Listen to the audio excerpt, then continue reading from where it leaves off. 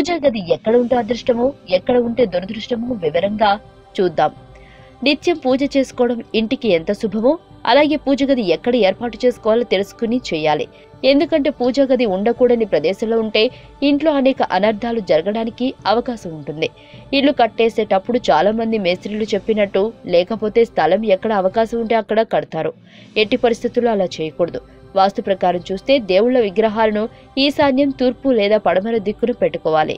విగ్రహాలను ఉత్తర దిక్కున అస్సలు పెట్టకూడదని, ఈశాన్యంలోనే పూజ గదిని కూడా ఏర్పాటు చేసుకోవాలని పురాణాలు చెబుతున్నాయి.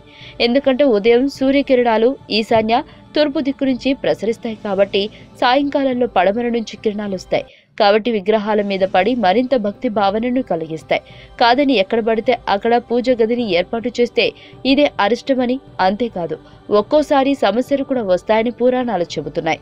మీకు తెలియని మరిన్ని రహస్యాలను తెలుసుకోవాలనుకుంటున్నారా? అయితే సబ్స్క్రైబ్ చేయండి రహస్యవాణి.